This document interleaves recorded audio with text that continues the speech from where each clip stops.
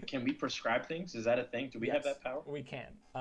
And we should prescribe that everyone uh, not participate in our next topic of discussion, which is No Simp September.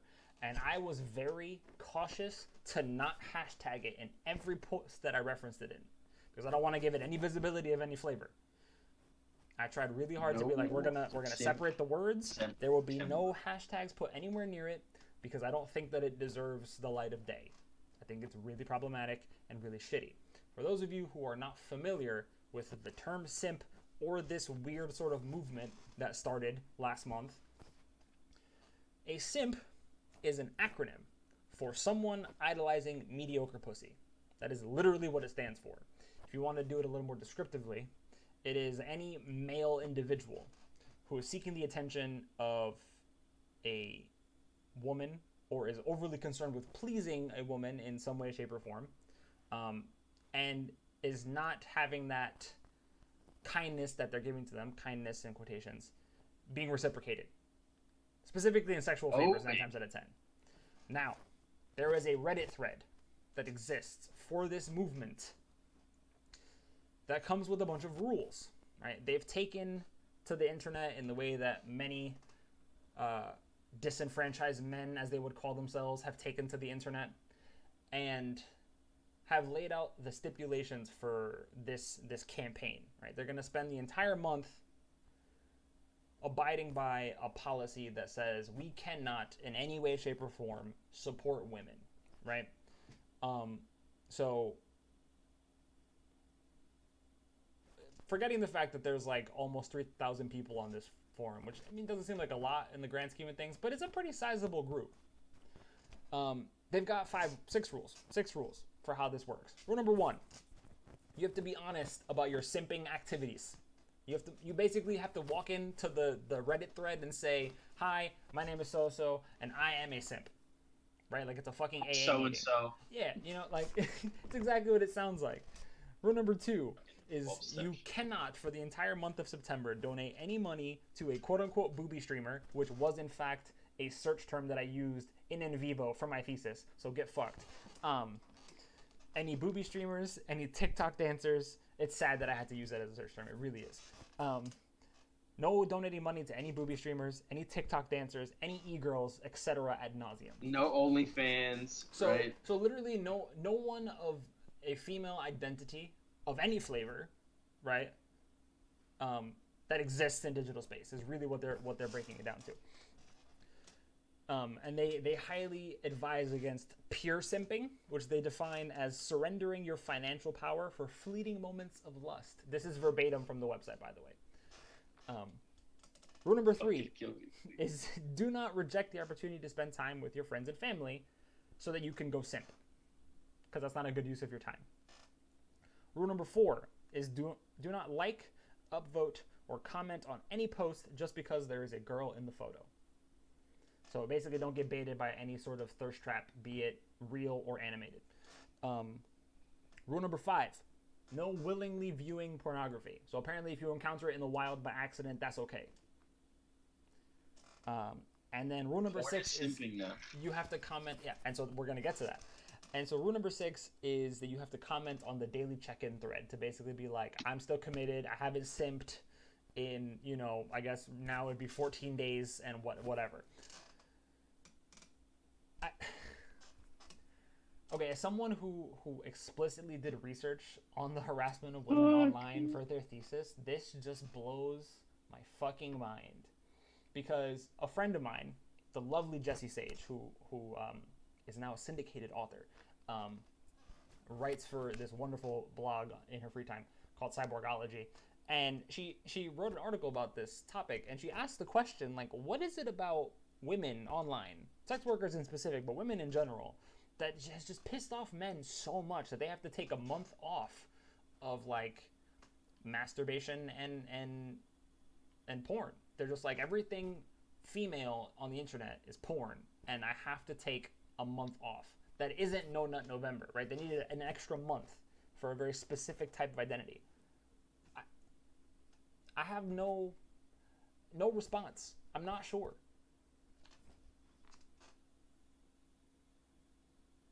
I think there's a level of dumb fuckery here that just makes this honestly hilarious to me because it's so fucking stupid. And yet at the same time, like when I like take my Chad hat off, as I might be called in these circles, and put my fucking like sociology hat on, this shit is dangerous. This shit is fucking dangerous. And it's dangerous because I think it plays up like the same idea. Kindness, like basic human decency, should bequeath onto me pussy, Mm-hmm. right? And so the pursuit of someone who is not meeting that energy, who's not satiating that need, is, like, that pursuit is now called simping, um, which, like, harkens back to like the whole friend zone dilemma. But I think it adds like sort of like claiming that you've been stuck in the friend zone, as opposed to like that you're simping. Like the agent there is different, which is I think the one separation, right? When you're caught in the friend zone, you're the object of someone's like agentic rejection. When you're simping, you're the agent, right? You're the one in like pursuit of this person. And yet the while we chide the simp, the malignant, the maligned agent here is still the woman who doesn't like spread her legs by being met with like basic human fucking kindness. Um, I think the danger here, and this harkens back um, to an earlier episode, is like when we carry some of these ideas to their nth degree, right? It's not simply entitlement; it's the collateral consequences of when that entitlement isn't met, right? And I think we're seeing a cohort of young men who've like bought into a masculinist ideology that suggests that they're like a fucking endangered species, that feminism is run amok, that their rightful like superordinate place has been threatened, and that like disruption in the natural order of things is what begets this like malignant fucking simping.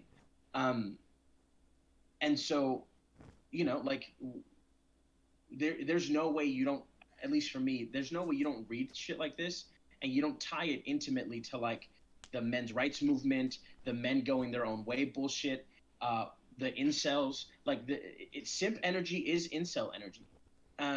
And so we've seen countless examples of how dangerous these individuals are, Mm-hmm. you know and so I think you read these fucking dumb rules, um, and it's easy to dismiss as ridiculous. Um, but what it's when you peel away the layers and you see what it suggests about gendered relations, shit is dangerous and it's scary to me. And what's interesting actually is they even explicitly say like we don't want to go the way of the Reddit forum for incels, right? They're like that was not good what happened to that group and how it ended up being sort of like portrayed and understood. And so like this movement is trying to separate itself from that, right? And for anyone who's not privy to it, incels, it stands for involuntarily celibate, right? Which is a similar sort of approach to understanding, male position in society by saying like I am entitled to women and everything that they are, and I am being forced to not have access to them, right? Like I did not get to choose whether or not I was going to be allowed access to women. They have decided for me that I have no access, and now I'm suffering as a result, right? And they created a term for themselves. And simping is actually, I think, I don't want to say the inverse, but it's like a weapon against men who are doing something that could potentially be perfectly fine, right? Those who feel like they're super entitled and are like, you asshole who's being nice to a woman for the sake of being nice, how dare you? Right? Like that's not what you should do. Your time is valuable, your money is valuable, right? Which to say nothing of the fact that everything about digital media has like pushed us in the direction of commodifying every fucking thing. And I Everything. personally like am advocating for the fact that it's dangerous to use the term sub for the services that exist in current digital space, because I think that we've taken audiences and fans and um,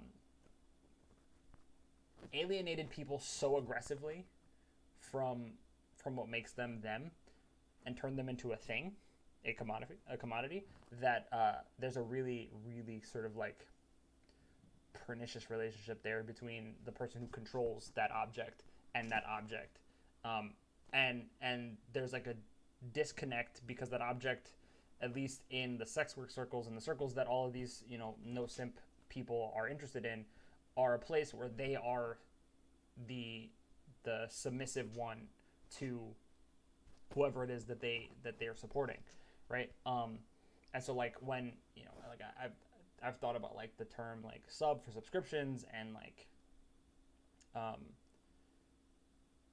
patrons and all these things, right? Like it feels a lot like you're like pledging fealty and allegiance in a weird way. And I think Mm-hmm. that like the male identity and that like internalized misogynist entitlement that they have um, is like pushing against that really heavily, right? To be like, I shouldn't be subordinated to anyone or anything ever, right? Like, if I give you this, Mm-hmm.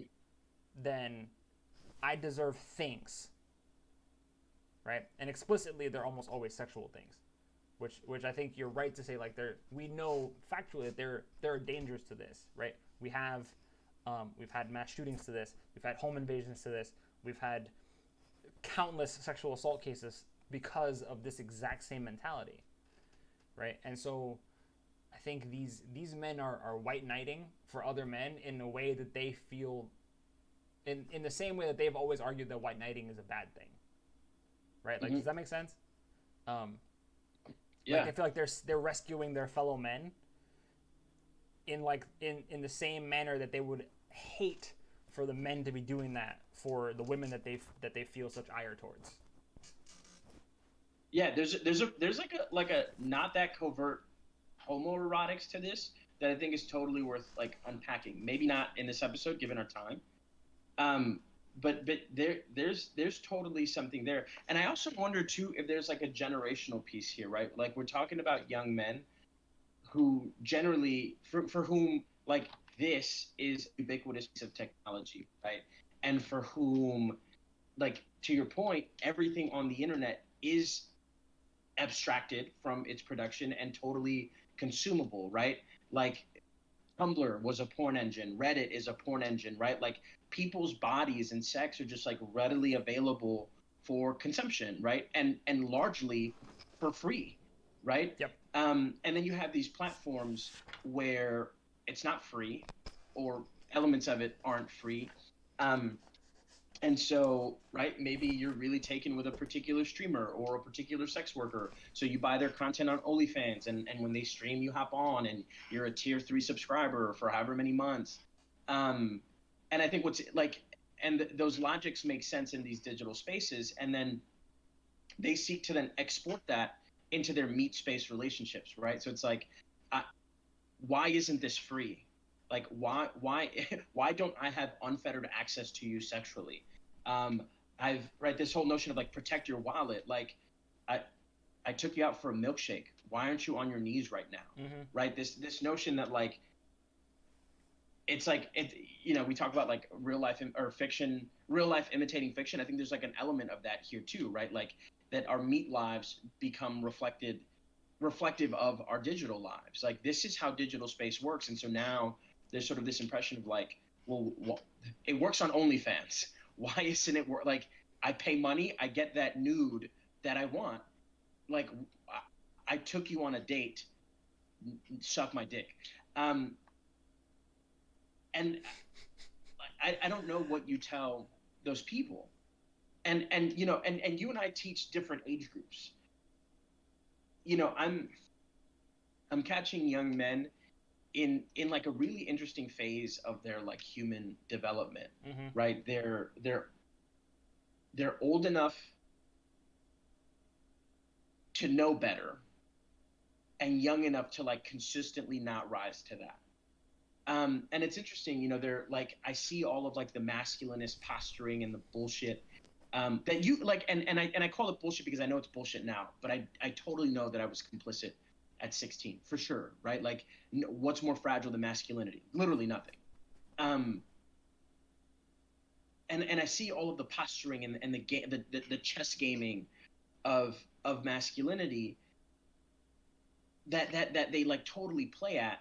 And what sucks is that like simping has like as it's been memeified and as it's entered the lexicon, they're in a place where all of their relationships are purely transactional, Mm-hmm. right? Like all of their relationships, and here I'm thinking of like hetero cis boys, um, and hetero cis girls at the institution I work at. Like that, there's no actual flirting. There's no like profound human interaction. Everything's like it's transactional via Snapchat, and then they meet up in meet space to like have those terms, be honored and gratified. Um, and so when somebody like, whenever one of them like unplugs from the fucking matrix and is like, wow, no, like, I really like her. She's awesome. She's fucking wicked smart. I've got her in 3 classes. She's great at soccer. Like, I think I kind of want to date her. To me, that's like a perfectly normal set of conclusions. I'm really taken with this human being. I want, I would like for this relationship to like grow and have a different level of commitment. And that desire is simping. Right? Like Yep. you can't art like you are a simp. And their boys are quick to police that. They're like, bro, stop fucking simping. Like she's not worth. And I work at a residential high school, right? At a boarding school. What do you do? You're 16 years old. You're dumb, um, and your boys are telling you that liking, the captain of the girls' soccer team because she's really smart and a dope athlete and great to talk to at lunch makes you a piece of shit and a simp and a pussy. Like what what do you do? Right. What Like, do you tell that kid? they're ragging on you because, like, God forbid you go to her games and support her, and like, and like basic Yeah. human decency. And I think it's actually apropos that we opened, um, in the catch up talking about the fact that I'm reading Bourdieu and I'm reading all kinds of stuff about capital. And I actually just finished reading Catherine Hackim's article about erotic capital.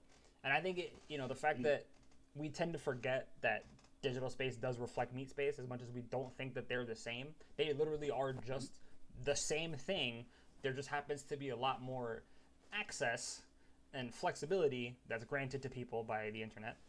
And in our history in meat space, we have never ever perceived the women as capable of converting capital in any way, shape, or form. They're possessors of only a very specific type of symbolic capital, and as far as our society is concerned, it's not valuable. Right? Their symbolic capital is in the fact that they are sexual beings that are interesting to men, but in a heteronormative capitalist society like ours, are predicated on being dominated, right? And so when you pay for them, our fucking like ape brains, because of how conditioned we are to function in the society, are just like, I gave you money, I own you now. Period. Flat end of story. Because we haven't been able to evolve to a level where we're like, well, wait a minute. Women are also capable of engaging in exchange practices just like everybody else in society. And in fact, there is value that can be converted from that attraction, that appeal that has been, foisted upon them historically for so long. But now we're all upset that they're using it for their own personal benefit and gain through things like OnlyFans and Patreon and all sorts of other mediums, right? Like that flies in the face of basic human knowledge about how society should function. And so you see it translated in these really like minute interactions between teenagers where they're thinking the same way. It's just not as overt. They're just like, why would you take her out to dinner or do anything and not get something in return? Why would you ever engage in a practice that doesn't warrant reciprocation where you are the sole beneficiary? Isn't always transactional. Yeah. Yeah. Because it is what they understand society to be, right? That is just like a core value that exists in this world, which is really complicated and difficult for people to sort of like unlearn, right? They don't want to see or understand women as agentic beings, right? God forbid, right? Yeah, Yeah. which holy shit, like we've really gone off the deep end by ever even suggesting that's a possibility. And Hmm. the content creation industry has really like sort of flipped that on its head by saying like everybody can profit off of their Hmm. persona and who they are. But whenever it comes to women, right, the term booby streamer is emblematic of the fact that we just assume that the only profit that a woman could ever garner has to do with the sexualization of her body. That she can't be Yeah. funny or entertaining or interesting or skilled or any of that stuff, right? And if she's going to be Hmm. one of those things that isn't sexual, then she eventually has to figure out how to play up that sexual thing because it's not Yeah. going to last. Yeah. One of that makes me think of my disc, this chapter that I'm working on now, Mothman. I think you and I've spoken about this before. Maybe not in a while because I'm just not coming back to it. But when I got to my research site, which we're calling Mid Atlantic Friends, Mm-hmm. um, you know, one of the first things I kept hearing two stories that were irreconcilable. On one end, there was one story that suggested that the black boys on this varsity basketball team at the school were these like rapacious, predacious dogs who did nothing but fucking chuck, nothing, right? And that they were basically like not quite assaulting people, right? Like not breaking legal boundaries, but just like being scummy dirtbags and objectifying women and treating them Mm-hmm. like a 12-year-old treats a sock. That was one story. The other story was that no, it's the white girls that they hook up with that are predacious, that harp on them, that have these fetishized racist tropes in their brain that really are like in pursuit of these boys because they want to satisfy the like big dick mandingo fantasy that's been denied to them by their like alabaster white vanilla suburban upbringing. Mm-hmm. And I'm sitting here thinking like these two things are irreconcilable, right? Like these two stories can't be true at the same time. And of course, right, like I had to dig, I had to find out like what's going on. And what I found was that I think one in our current like climate, we're in a phase of identity politics where like there's no like we pay lip service to intersectionality, but you're either a victor or a victim. You're either oppressed or an oppressor. There's no nuance. There's no multiplicity to subject positions. And what I actually ended up finding as I talked to um, some of the black boys at Mid Atlantic Friends and some of the white girls at Mid Atlantic Friends who by their own admission were hooking up with some of those boys, is that it was transactional. All of it was transactional. There really weren't victims. It was an exchange of capital, right? These black boys recognize that women are the currency of masculinity, and that being a top tier athlete, but coming from a less affluent household, like one of the ways that you close that gap is by dating the hottest girls on campus, Yep. right? And then conversely, the young women I spoke to were very astute. Like, no one values me for my intelligence, no one values me for my athletic abilities, right? I'm valued for this. And there are things to be gained, right? And so it wasn't, and it was interesting to hear like people talk about, oh, they stoop so low, they like degrade themselves, and they're like, no, they were very clear. I'm not degrading myself at all. Like, I'm very conscious of what I want. I articulate what I want, and I negotiate. And so there was like an entire sexual economy that was hidden by this fucking discourse of victors and victims, and nobody wanted to talk about like these exchanges, like the sexual economy um, of these interracial intimacies, and that was like that level of nuance is something that we don't want to get at. But nevertheless, I think it's troubling. I think it's troubling that young people are learning very quickly that like their romantic relationships and sexual relationships are above all else transactional, Mm-hmm. and rarely beyond that. I think, man, like it's so dangerous and so hard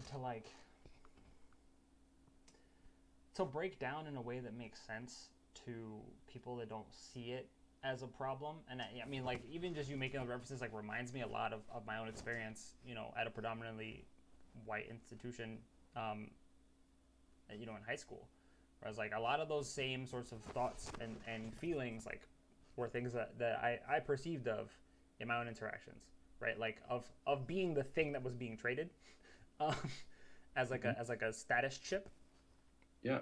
right? Because like you said, those two sorts of like conflicting storylines were always happening, and that's probably just like always the case in some way, shape, or form in most places. And people don't notice that both things can't be happening at the same time, right? But they're arguing both sides anyway to be like, it's this, no, no, no, it's Mhm. definitely this, and never being like, wait, that doesn't math. You can't have both. Mhm. Um, it's just it's really truly concerning. And then the thing I think about the most, right, is just like the spaces that we travel and all the different sorts of arenas that we live in and exist in online are like rife with this mentality, right? It's Yeah. hard to escape this, you know, on the gram, on Twitter, in gaming It's the air spaces. we fucking breathe. Yeah. It is constitutive of digital space, like at its core level. You like can't separate yourself from it. Which then begs the question, like, do you have to throw out the internet with the incel, or like, what do you do to rectify the situation? Because we're we're never really gonna be able to just like, you know, genjutsu all of men and be like, listen, you have to stop thinking this way, right? Yeah. That's like the utopia version solution, which just isn't realistic. Right. So like, is and by and large, like, federal legislation is making a point of doing away with spaces where sex workers and women and non male identifying people can exist free of opposition, um, and harassment. Mhm. But like, is separation gonna be enough, or like, do we like, how can you propose a solution to the problem that isn't just like ideological? Is it just that, like, do we really just have to hope Yeah. for a fucking like paradigm shift in human consciousness Yeah. to be more decent? I and I don't know. And I don't know. And right, to your earlier point, like because meat space and digital spaces hinge on each other, like I don't know, right? I don't know what we do in either case because it's the fucking air we breathe. It's the water we swim in. There's like it feels like there's no out, right? Because that kid who really wants to date like the girl soccer captain and is really enamored with her is getting shitted on by his friends on the hall and then hops on the fucking internet or drops in on Call of Duty and is hearing the same fucking bullshit in that space too. Like how do we what do I tell that kid, right? And I'm a 30-year-old man, like I'm in, I'm, I teach a group of kids who like have no conception of age. I'm ancient to them, Yep. Oh yeah. and Oh yeah. so they, I feel like I'm at a profound loss, right? And like I can model healthy masculinity, and which to me seems so fucking bogus because I'm in so many ways so complicit, right? And I have so much of my own fucking work to do. Um, and I'm trained in this, right? Like so I don't I feel incompetent in interview. Like I can raise the critiques on paper and here obviously in office hours, but when I live this out with my actual students, I feel really incapable because I don't know what to tell them. And even yeah, I what do I say to that kid? And what do I say to that kid that then can't be refuted with, but teacher Reese, that's simping? Yeah. You know what I'm saying? Because the moment I say like, dude, no, like, fall in love, it's good for you. They're like, no, but that's like a bitch thing to do. To like, They're we don't. like, what a waste. Yeah. I I you know what? We're not gonna answer it there, and we're gonna leave it because we're not gonna come up with an answer right now. And I'm probably gonna spend my entire dissertation trying to solve the problem, and I probably still won't have a real answer.